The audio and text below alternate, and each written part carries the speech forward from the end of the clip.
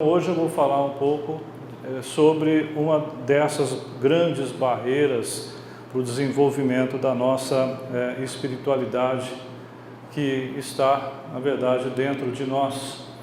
E para isso a gente tem que falar um pouquinho, eu já tinha conversado em outra palestra sobre esse conceito de mundo, mas é um conceito sempre presente na teologia, porque o mundo justamente é o nosso oponente em termos filosóficos, em termos de Senhor e daí por diante.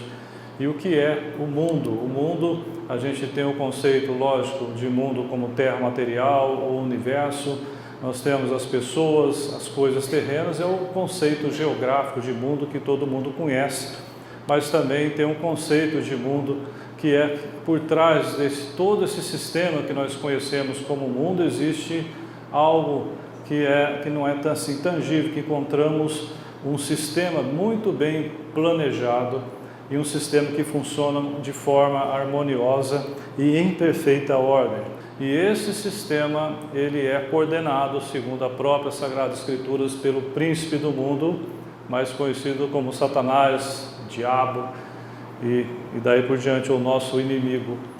Então ele é um sistema que está por trás do que nós conhecemos como mundo. E nesse sistema que nós conhecemos como mundo, como que funciona? Ele está baseado em princípios enganosos, promovendo então falsos valores. O sistema do mundo é um sistema egoísta, onde tem a riqueza, o poder e o sexo são aspectos centrais dessa cultura. Então o mundo funciona em cima desses valores. E o mundo é cheio de atrativos, o mundo é um parque de diversões, é uma Disney que está em volta de nós, mas no fundo é corrupto, é um sistema corrupto, é um sistema que visa, na verdade, o egoísmo e, mais ainda, o mundo, principalmente hoje, que nós estamos na época pós-moderna, existe uma volta do hedonismo. O hedonismo é uma filosofia grega, onde tudo é pelo prazer. E hoje as pessoas estão assim, na busca do prazer, e seja sexo, droga, música, diversão, mas as pessoas estão anestesiadas pelas coisas que o próprio mundo oferece, lembrando sempre que quem está oferecendo é aquele nosso inimigo, porque quanto mais nós distraímos, mais fácil e mais distantes ficamos de Deus. Então, quanto maior a distração, é o objetivo principal de quem está coordenando o mundo. E o que o mundo, esse sistema, promete para nós? Promete que você vai ser feliz. Então, o mundo, ele joga já essas três promessas para a gente. Ele promete que a gente será feliz se você comprar uma casa, se você comprar o iPhone novo, se você comprar aquele carro novo. Se você consumir isso, você vai ser feliz. E a gente começa a descobrir que quando a gente compra isso, depois um mês, 2 meses depois, está procurando outro, que aquilo lá não satisfez. Então é uma felicidade momentânea, é uma alegria momentânea e não uma felicidade verdadeira. A segunda coisa que o mundo oferece é que você é liberdade. Esse é o discurso muito comum no mundo, você é livre. E nós descobrimos que quem está no sistema do mundo não tem nada de livre, é totalmente escravo do reconhecimento dos outros, escravo do que os outros vão dizer, escravo do que o mundo quer que você seja para satisfazê-los. Então, quem está dentro do sistema do mundo está, na verdade, num sistema de escravidão, e muitas vezes nem sabe disso. Então, não tem liberdade nenhuma. E a terceira é que o mundo oferece a paz, você vai ter uma paz interior e na verdade isso não acontece. As pessoas que estão aí no mundo estão correndo, eles estão, de vez em quando elas têm uma paz que na verdade é um sossego, agora estou aqui quieto, ninguém está me enchendo, estou em paz.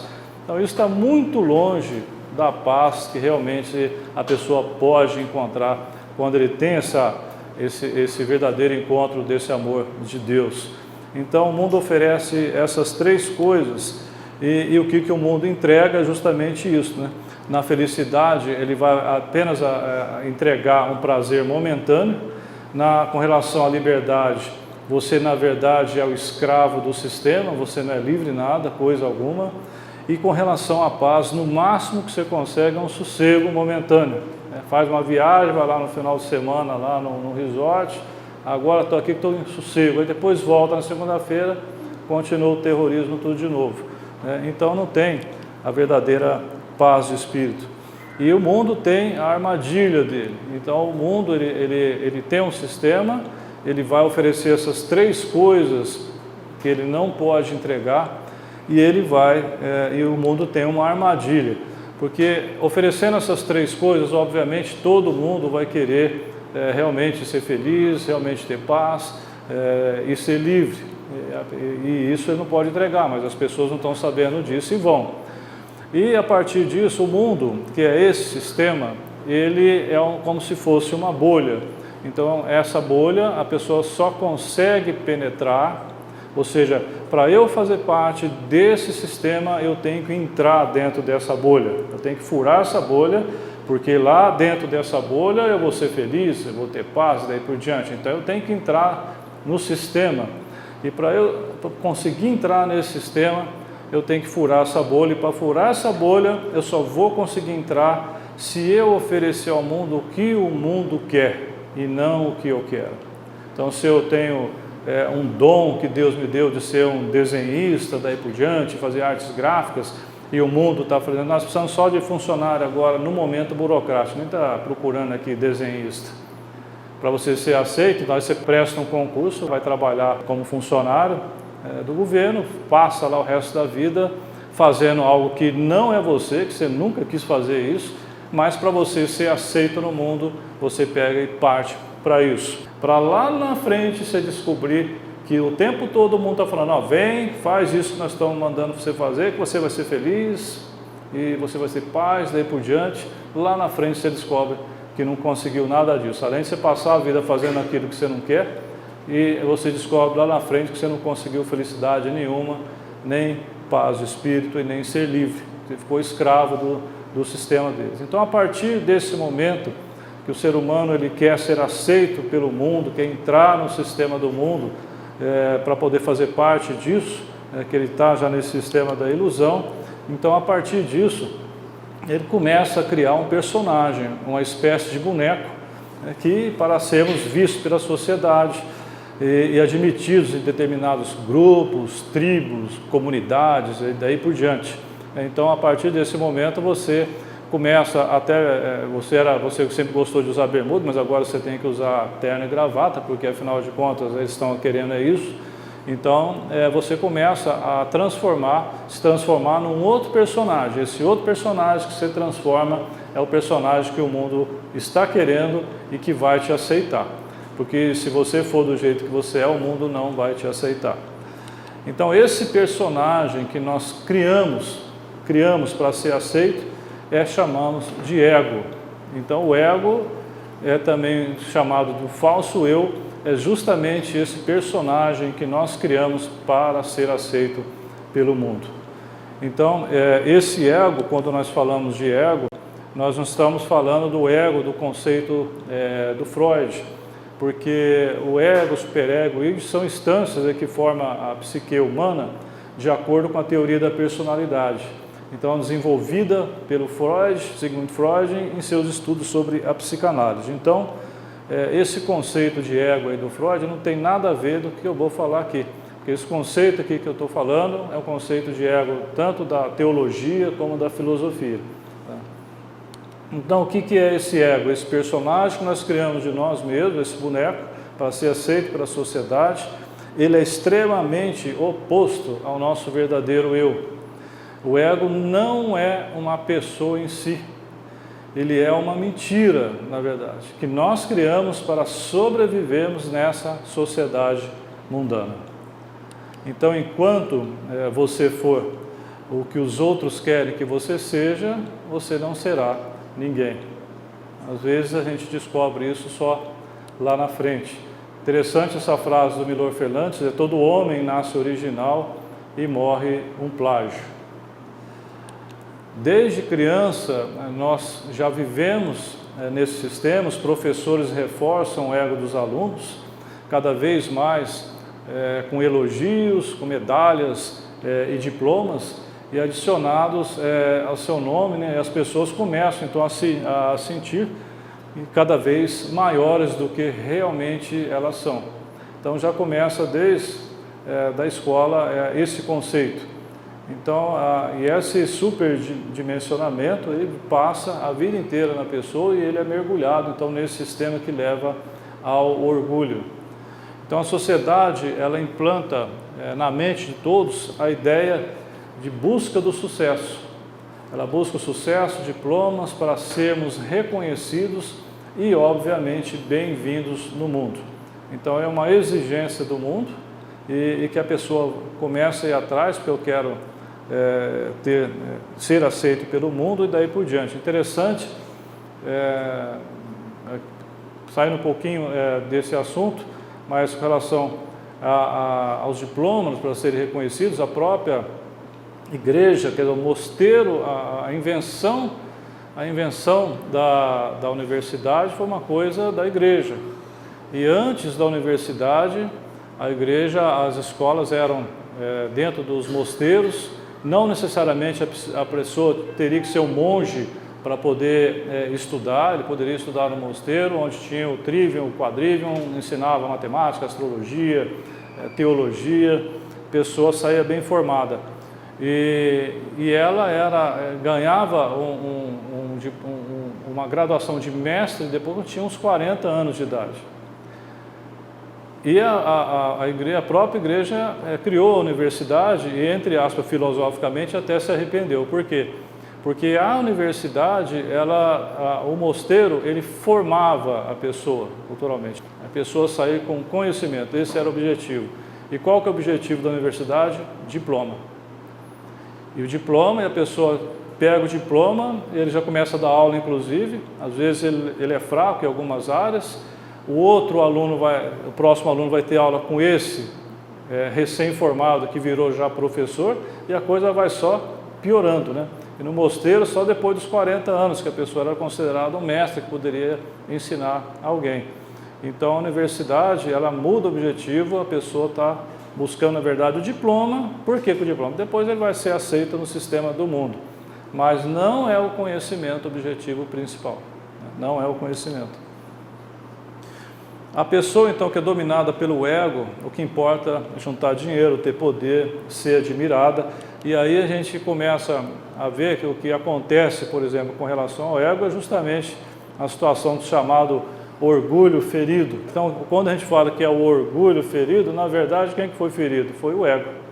Porque o ego, então, ele começa a causar na pessoa sofrimento e frustração. Então, o que é o orgulho? O orgulho é um conceito exagerado acerca de si mesmo. Na verdade, eu imagino que eu sou muito maior do que realmente eu sou. Isso é orgulho. E o orgulho é considerado dentro da teologia, na verdade, o pior dos pecados, que foi justamente o pecado de Lúcifer.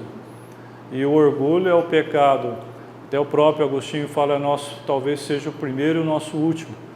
Porque na evolução espiritual, quando você começa a se achar que já está evoluído espiritualmente, já se achou, dançou, né? Pode voltar lá no início de novo, já caiu. Então o orgulho vem antes da destruição e o espírito altivo, né, antes da queda.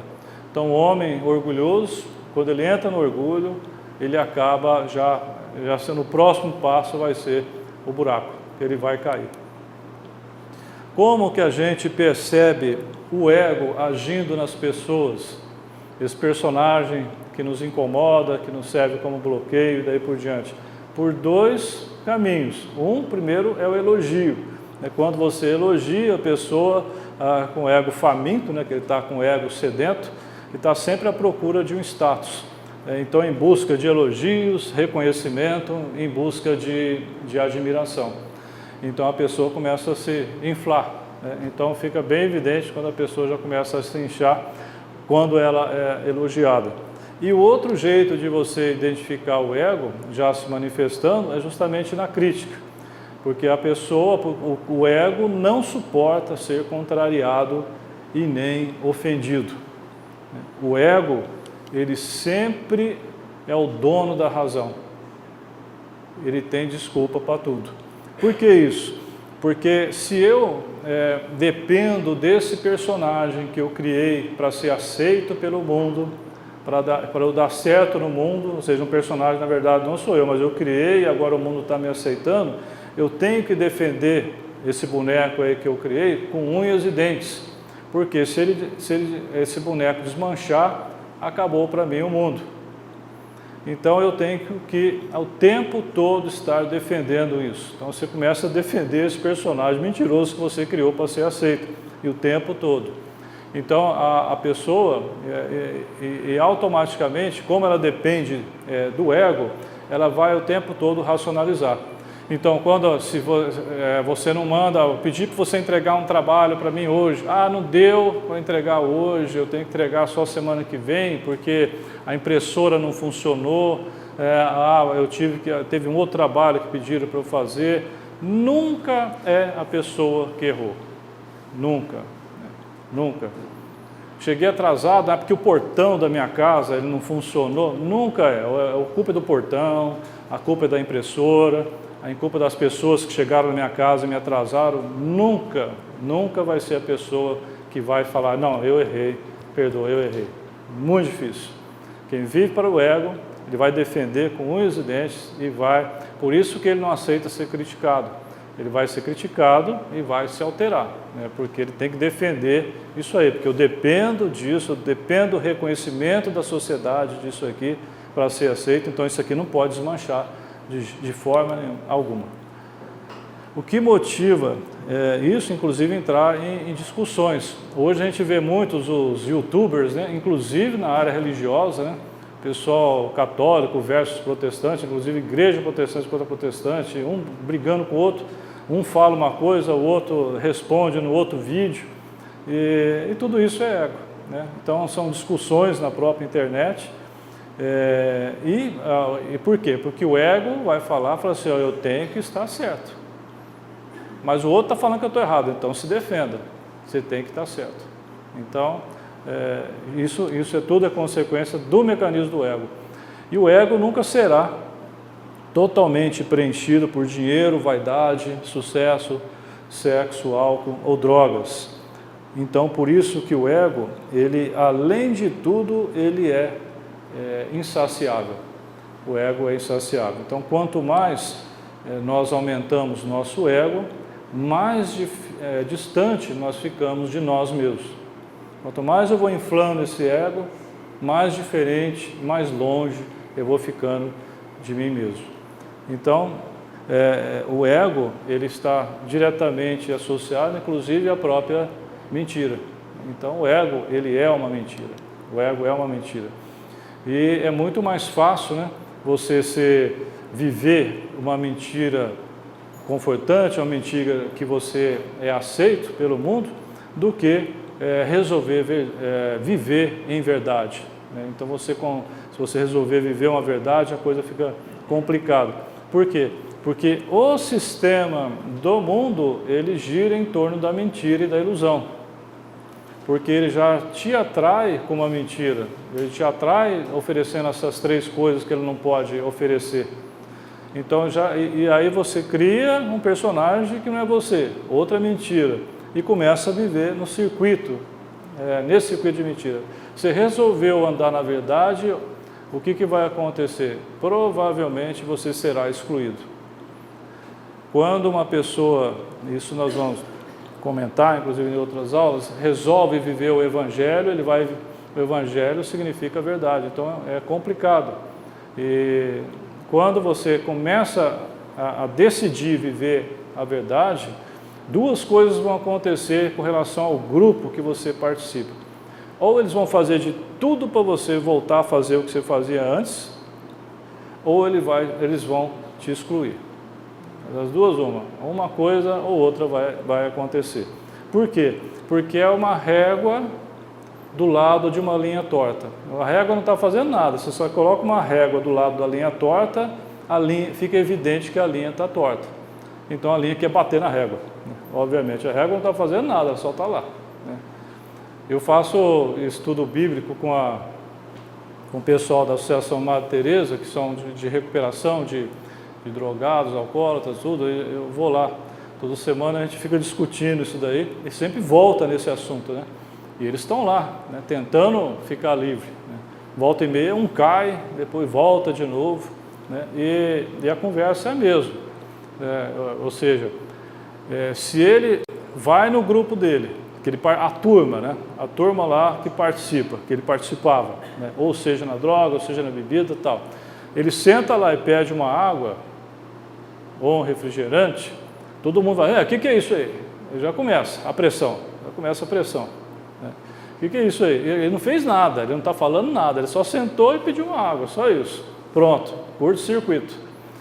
Curto-circuito. Funciona igual a régua na linha torta. E aí o que vai acontecer? Ou eles vão fazer de tudo para puxá-lo para voltar a tomar, ou 2, 3 vezes eles não chamam mais. Não chama mais.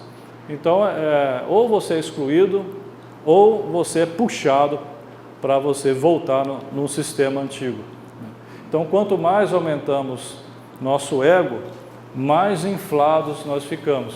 O Agostinho, Santo Agostinho, sempre filosofava sobre isso aí, porque é interessante que quando a pessoa tem a vanglória, o próprio nome diz que é uma glória vã, uma glória vazia, a pessoa que começa a se inchar, começa a ficar inflado, o Agostinho fala assim, mas essa pessoa que está orgulhosa, e ele era assim, ele era orgulhoso, né? Depois caiu a ficha, né? E ele começa a ficar inflado, a pessoa começa a ficar inflado pelo orgulho, Agostinho fala assim, o que tem dentro dele? Está cheio de quê? Está cheio de ar, não tem nada dentro, né? Então, por isso que o orgulhoso e a pessoa inflada pelo ego, ela é muito frágil, é muito fácil de estourar. Então, no orgulho, estamos apenas cheios de ar, porque aquele hiperdimensionamento que nós estamos tendo, na verdade, só existe em algum lugar da nossa cabeça, né? Ninguém está vendo aquilo lá, só você, mas você está lá, inchado. Então, qualquer crítica destrói, né? Porque você está muito frágil nesse sistema, é muito fácil você ser arrebentado. O próprio apóstolo Paulo, São Paulo, ele usa o termo fiso e não ubris quando ele se refere ao orgulho, e esse termo está referindo justamente a inflado. Ele tem essa tradução de inflado. Então, e é interessante comparar o ego como se fosse um órgão que nós tivéssemos aqui distendido com ar, cheio de ar, né? Então é um órgão, parece que ele está cheio aqui, ele é doloroso, ele se sente dor, né? Ele é um órgão vazio, né? Porque está cheio de ar. Ele é muito atarefado, né? Que quer sempre ser notado, né? O tempo todo ele quer ser notado. E ele dói, né? Porque qualquer crítica ele fica sentido. E é frágil, né? Qualquer coisa realmente ele pode desmanchar. Então, para tentar muitas vezes preencher esse ego e resolver esse desconforto que o ego dá, as pessoas inclusive vivem até se comparando com as outras. Então, o ego, a pessoa que vive pelo ego, então é bem evidente que ele fica escravo do mundo. Ele está escravo do mundo, ele é servo do mundo. E quem coordena o mundo, nós vimos, é o príncipe do mundo, né? Diabo ou Satanás. Então ele está em muito boa companhia. O próprio Einstein fala que o ego é inversamente proporcional ao conhecimento, né? A sabedoria, um jeito mais elegante de falar que quanto maior o ego, maior a burrice, é verdade. Quando a gente faz um teste, eu faço um teste rápido. O que eu gostaria, que eu estou imaginando de ter, né? Uma casa nova, um carro novo, né? Ou até muito mais dinheiro, né? É um teste que a gente pode nos fazer. Pense nisso, né? E pense que você está aí sonhando aí para frente e comprar, né? E aí se pergunte, realmente eu preciso disso? Grande chance da gente estar desejando isso para satisfazer o ego e não a nós mesmos, né? Para eu sentir melhor, para se sentir mais feliz, um feliz entre aspas. Então, quem puxa esses desejos nossos, inclusive, né, de comprar uma coisa nova, né, de comprar uma casa nova, um carro novo, tudo o ego. E a gente sabe que, no fundo, ele não consegue realmente ser satisfeito. tudo que existe de ruim hoje no mundo é um subproduto do ego. O individualismo, o materialismo e o egoísmo. E o ego é considerado, por muitos analistas, filósofos, teólogos, como um câncer da humanidade. E o ego, ele é inclusive ele é a fonte do orgulho, da prepotência e do narcisismo. Kit completo, né? E todas as discussões que nós temos, tanto em casa como na rua, ou eu defendendo o meu ponto de vista, é porque é em consequência do ego. É porque o ponto de vista de cada um é nada mais que a vista de um ponto. Isso é só a sua opinião, a sua cosmovisão sobre o mundo. É nada mais, porque não é a questão de ser a sua verdade. A verdade de cada um é apenas o nosso ponto de vista do mundo, né? Cada um tem um ponto de vista dessa sala aí, cada um vai ver essa sala diferente. E não adianta eu ficar brigando com o outro, que o jeito que eu vejo essa sala é melhor que o seu jeito de ver essa sala, que o meu jeito é que está certo de ver essa sala. É um negócio até que não tem cabimento, né? E as discussões giram em torno disso, né? A pessoa brigando com as outras, porque daí ela quer vencer, né? Ela vencer, porque o ponto de vista dela é o certo e o do outro é errado. Aí ele vence, que é pior, volta para casa inflado, né? Ganhei, né, a discussão.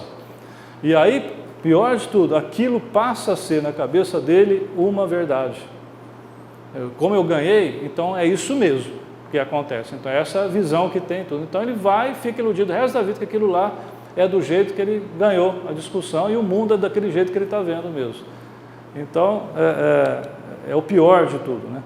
Passa a vida, às vezes, numa ilusão de um ponto de vista apenas. Então, quem vive para o ego é um egoísta, daí a palavra egoísta. Mais um test drive aí para vocês. Ó.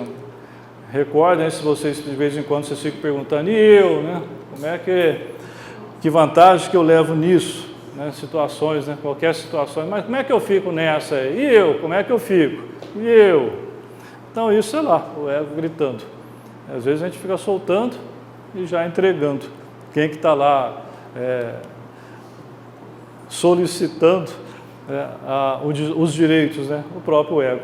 Então o ego, ele é o nosso maior inimigo e uma muralha. Ele é uma muralha que temos realmente que derrubar se quisermos realmente encontrar a verdadeira felicidade, liberdade e paz de espírito. Porque o ego, o caminho de conhecer a Deus e de conhecer a si mesmo é exatamente o inverso do caminho do ego. Então, quem vive para o ego, quem vive uma vida em torno desse ego, ele está distante de Deus, está com uma muralha, uma dificuldade quase intransponível de conhecer, de ter essa oportunidade, de ter esse conhecimento de Deus. E nós só vamos conhecer a nós mesmos quando nós conhecermos Deus. Porque o homem foi inclusive feito à imagem e semelhança de Deus. Deus faz o projeto, somos todos aqui diferentes, somos células diferentes, cada um com uma missão. Cada um, inclusive, é uma frase errada que as pessoas falam. As pessoas muitas vezes falam assim, eu não sei o que eu espero mais da vida, viu? Não sei o que eu espero mais da vida. Isso é uma frase errada. Não é você espera da vida, é a vida que espera de você. A pergunta é, o que a vida espera de mim? E não o que eu espero da vida. Porque cada um tem uma missão aqui. Então a vida está nos esperando para preencher essa missão. Com o ego, isso é uma coisa que é até fora da realidade, né? Completamente distante. E se o homem não abandonar o seu ego, nunca vai conhecer a si mesmo. Então esse conhecimento da sua missão, da sua verdadeira identidade, nós só vamos conhecer quando nós conhecermos a Deus. Não tem outra forma. O resto é uma ilusão que nós criamos. Nós estamos conhecendo um personagem que nós mesmos criamos. E caso queira dar esse primeiro passo, então, rumo ao crescimento, né, espiritual, ao crescimento, ser realmente um verdadeiro cristão, você tem que fazer um exercício de desmascarar o ego. E porque a destruição, o desmascaramento desse ego, você vai descobrir que realmente, quem realmente você é. Porque fora isso, é uma mentira. Então tem 4 fases que nós podemos, exercício, aí para conseguir desmascarar esse ego. A primeira etapa a primeira fase é justamente entendendo isso aqui que eu estou explicando. Então, a partir do momento que você consegue enxergar isso aí, que o que você criou para ser aceito pelo mundo é um personagem, que não é você mesmo, que isso é o ego, que ele vai sempre estar pedindo coisas, que ele não pode ser ferido, porque se ele for ferido, ele não vai ser mais aceito pela sociedade, que ele tem que ser reconhecido pela sociedade, quanto mais medalhinha e diploma ele tiver, melhor. Então, enquanto você enxergar isso, já é uma primeira fase fundamental. Então, já é um primeiro passo para você começar a desmascarar esse ego. O segundo, e isso não é julgar, nós não devemos julgar os outros, mas é observar. Observar nos outros o ego em ação. Então, olham quando uma pessoa é elogiada por outra, que ela começa já dá uma inflada, né? Já começou a crescer de tamanho. Encheu do quê? Encheu de ar, que não tem nada dentro. Então a pessoa já se altera, né? Quando é elogiada, e quando ela é criticada, também ela se descontrola, porque ela quer defender o ego, ela quer defender o ponto de vista dela e começa a se alterar. Então tudo isso é o ego manifestando. Então fica fácil, olhem para as pessoas e ficam assistindo aí de camarote a coisa acontecendo, e a gente vê o tempo todo aí no dia a dia. Então identifique, e não é julgar de forma alguma, porque todos estão envolvidos, aprisionados com esse ego. O ser humano nesse mundo de hoje, ele está aprisionado nisso aí, mas ele tem que se libertar. Mas todo mundo está aí nesse rolo, né, nesse sistema do mundo. Então olhe e identifique, fala assim, ó, realmente é um exercício, né? Fala assim, nossa, como é evidente nas pessoas isso aí. Depois disso, aí você pega uma fase 3, que você faz uma autoanálise, né? Então, depois de observar os outros, né, que realmente a coisa está bem aflorada aí você começa a se olhar, né, e se identificar e se policiar também, né? Falei, nossa, me inflei todo a hora que ele falou isso, nossa, me alterei todo quando a pessoa simplesmente discordou do que eu queria. Então, tudo isso é o ego já manifestando em mim. E na 4ª fase, então, é a plenitude, né, que parou, você começa então a parar de se importar com os outros, né, com os outros criticar. Quando eu entrei no meu processo de conversão, de despertar, antes disso, um pouco antes, eu sempre ficava apresentando palestra em congressos, daí por diante, sempre era, quando eu apresento coisa nova e polêmica, e aí sempre tem lá os debatedores, e lógico, eles vão ficar me questionando e tal. E isso era um sofrimento para mim, né? Lógico, antes eu já estava naquele estresse, ia lá na frente, eu já sabia que ia ser bombardeado, e se mostra alguma coisa polêmica, mais ainda. E aí eu falei com um amigo meu, filósofo disso aí, e ele falou para mim, cada ofensa que você recebe é do tamanho do seu orgulho. Então o problema era meu, né? Ele não tinha nada com os outros. E a gente fica lá falando, não, fui lá no congresso, todo mundo é malvado lá, né? Só eu que sou bonzinho. Na verdade o problema era meu, orgulho total meu. Então quando você começa a notar que o ego, ele vai murchando, desaparecendo, ele vai descarregando essa bateria dele até desaparecer.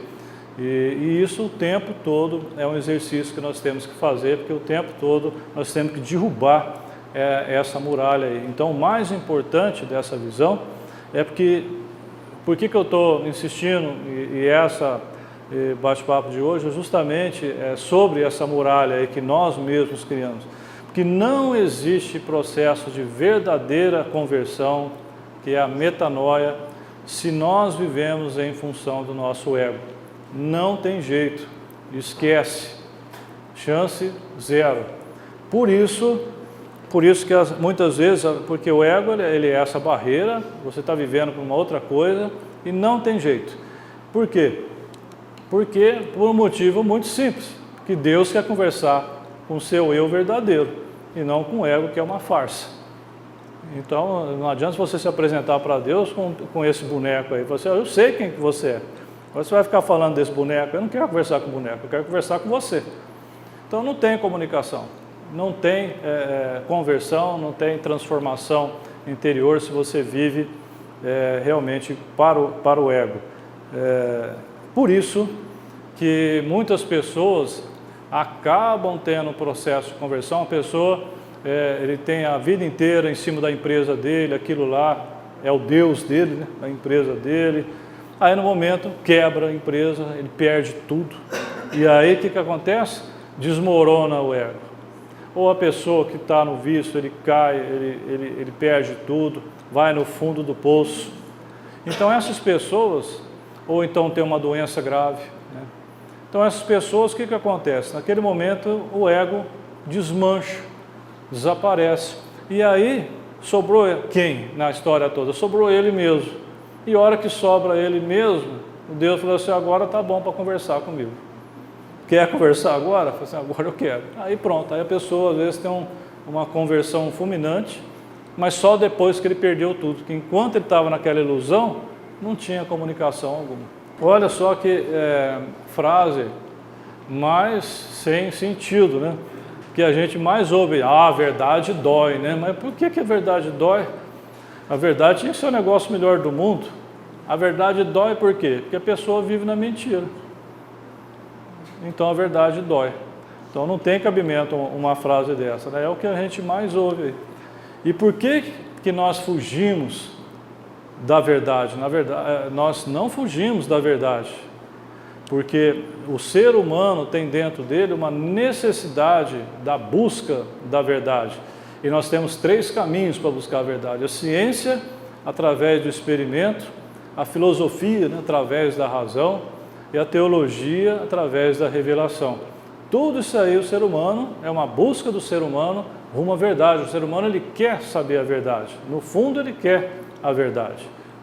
Mas, por que ele não quer saber, acaba bloqueando saber da verdade? Porque as pessoas não querem ouvir a verdade, porque não desejam que as suas ilusões sejam destruídas. Aquele parque de diversões, aquele Disney que eu criei, aí tudo, se eu for ver a verdade, aquilo lá tudo desmancha tudo e eu não quero. Eu quero viver, continuar vivendo na minha Disney. Vocês devem estar olhando esse slide, será que o Dr. Rubens está me chamando de palhaço? Alguma coisa. Olha, graças a Deus estou. Estou chamando vocês de palhaço. Porque, infelizmente, quem dera alguém tivesse feito isso comigo quando eu era novo. Eu não tinha passado a minha vida inteira escravo do meu ego, escravo do meu orgulho, buscando diploma, buscando curso, buscando tudo, buscando ser reconhecido. Um verdadeiro escravo totalmente anestesiado, totalmente cego, oftalmologista cego, vexame, cego. Até um dia que eu fui fazer um congresso lá nos Estados Unidos, eu ia apresentar um trabalho, e olha a correria, eu ia em Miami na sexta, né? Vai no voo na sexta, chega lá, é um voo durante o dia, chega à noite, dorme no hotel, sábado apresento, sábado à noite já volto para o Brasil. Família não vai num programa de índio desse, né? Só eu fui. E fui, senta uma senhora do meu lado, uma senhora de uns 80 e poucos anos. Até a hora que ela foi sentar, ela veio com uma pessoa mais nova, depois fiquei sabendo que era o neto dela, e esse neto ia sentar atrás. Ela baixou para mim e falou assim: o senhor vai muito bem acompanhado nessa viagem. Aí pegou e foi embora. Eu falei assim: será que essa senhora é maluca? Alguma coisa assim. E ela começou, antes de sair o voo, entrou lá um nariz em pé, né, um orgulhoso lá junto, começou a brigar lá na frente com o comissário, e ela começou a falar de vaidade e orgulho, né, do nada, nem perguntou meu nome, começou a falar de vaidade e orgulho. E eu falei assim: olha, interessante, né, eu ainda estava na minha excursão, que eu estava dando volta lá para esoterismo, espiritismo, procurando. Eu sou da família católica, mas você fica procurando. Na hora que você ainda não tem esse encontro com Deus, você fica procurando a resposta. Eu tinha lido aqueles livros tudo do espiritismo, Allan Kardec, tinha um livro do Chico Xavier, e aí esse livro conta, e depois essa cena aparece no filme que lançaram depois sobre a vida dele, e que tinha uma fila, né, daquele pessoal tudo querendo falar com ele, e 2 repórteres se fazem de americanos, e aí eles passam, esses repórteres na frente da fila, atende, né? Aí eu falo assim, ó, até o Chico Xavier foi vaidoso, né, que passou as pessoas 2 mais importantes para falar primeiro, mas depois eu fiquei sabendo que ele detestava jornalistas porque eles deturpavam as coisas, então ele queria ficar livre logo daquele povo lá e mandar embora. Mas aí a senhora falou assim, não, mas o Chico ele é muito simples, daí por diante. Ela falou assim, a senhora estuda Chico Xavier? Tudo? Não, eu convivi intimamente com ele 30 anos. Eu falei assim, pronto, tá a Chica do meu lado. E ela é presidente do maior centro espírita do mundo, né, que está lá em São Paulo, é um salão lá, 5.000 pessoas lá, tem um monte de obras de caridade, o marido é muito rico e ela passou a vida dela fazendo essa obra grande. Estava indo para Miami para dar uma palestra num diálogo interreligioso. E aí nós conversamos 9 horas no voo, direto, né? Sem parar, só parou para a hora de comer, Dona Guilmar que ela chama, ela vive. E a hora que eu comi, acabou, eu falei assim, nós podemos reiniciar os trabalhos, Dona Guilmar? Ela falou assim, perfeitamente, e continuou falando na minha cabeça, 9 horas, faltando 2 horas para chegar. Ela falou, doutor Rubens, eu vou falar um negócio para o senhor aqui, agora, é o segredo dos santos, da igreja, de Chico, dessas pessoas. O segredo chama-se amor. E foi 2 horas falando de amor para mim, até descer o avião. A hora que desci, passei na imigração, olhei para ela, estava lá com o netinho dela, rindo, né? Uma pessoa fantástica. E fui para o hotel, aquilo lá, pisando em ovos, né? Chegando no hotel, o hotel ficava em frente do Congresso, tinha levado 3 livros lá, porque eu sempre levo uns de reserva, e um deles, Confissões de Santo Agostinho. Pronto, virei à noite, aí nem dormi, né? Não tinha mais jeito de dormir.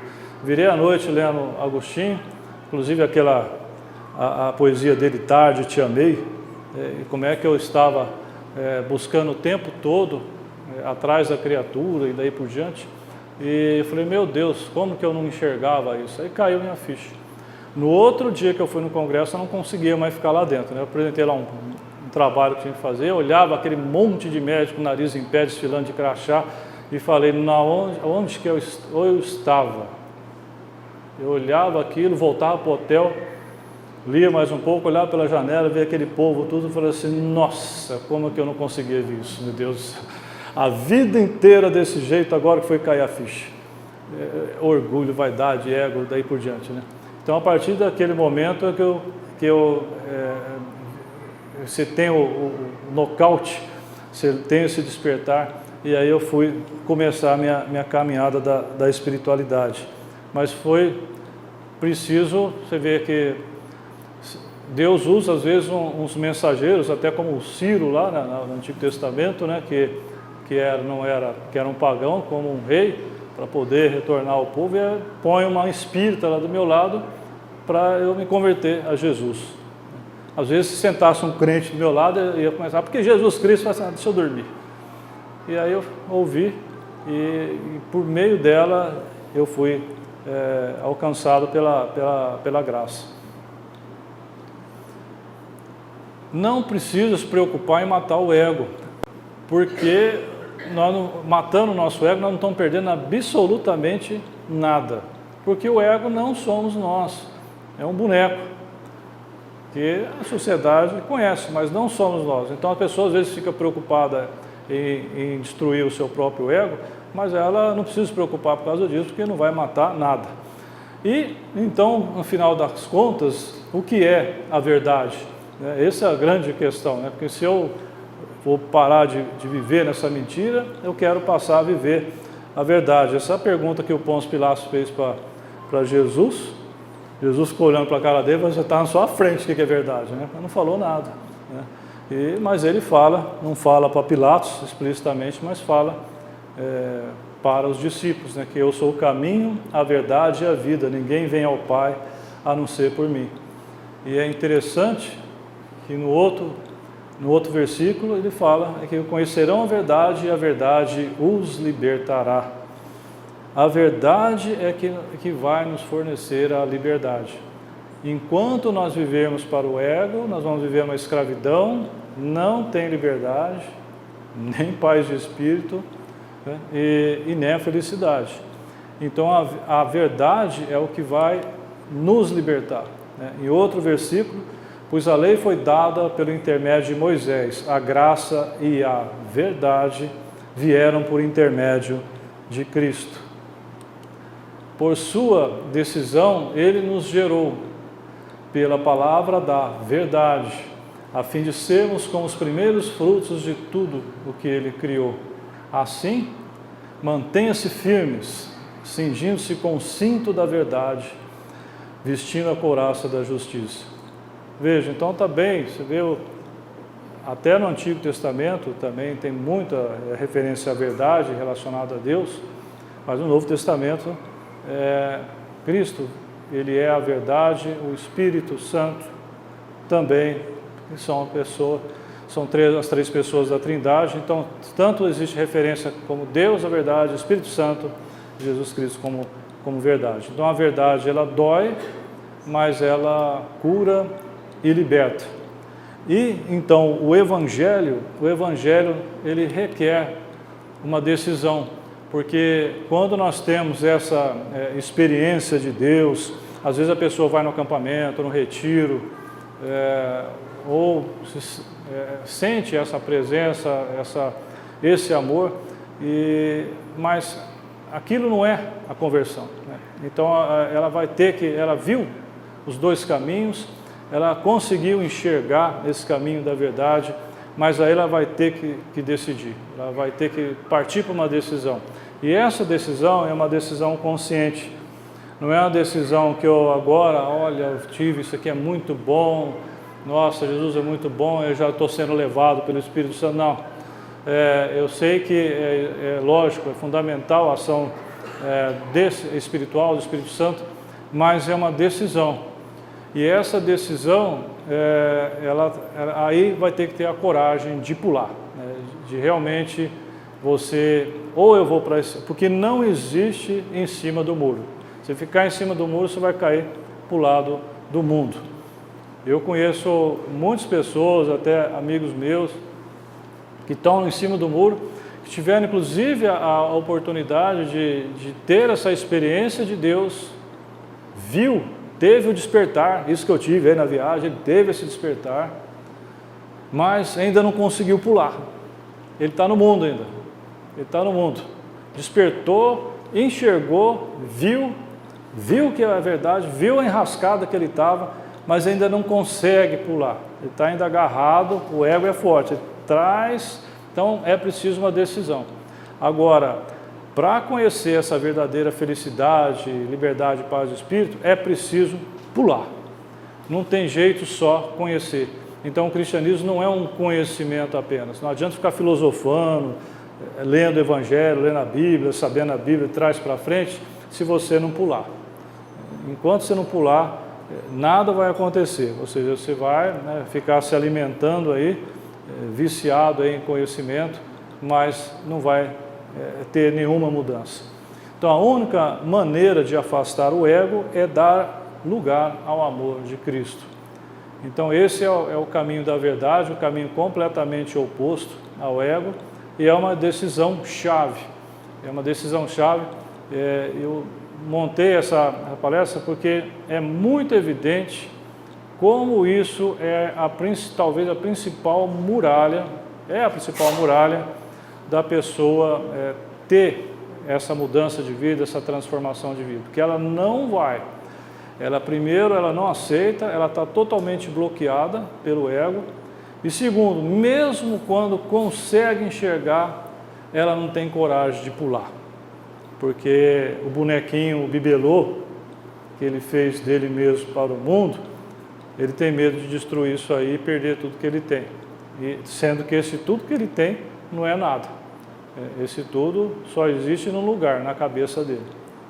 Então, o que significa, em sumo, em morrer para o ego, significa submeter a sua vontade à vontade de Deus. Então, a mudança radical é uma coisa que nós vamos falar depois na sequência das próximas palestras, justamente sobre isso aí. Então, a morte do ego é, na verdade, o começo da vida. Então mate esse boneco, mate esse personagem que você criou. Você não vai perder absolutamente nada com isso, mesmo porque ele não é nada, né? E vai sobrar quem? Vai sobrar você. Então, a partir desse momento que esse personagem mentiroso é destruído, aí sim, a partir desse momento, começa realmente uma comunicação verdadeira com Jesus e a transformação pessoal.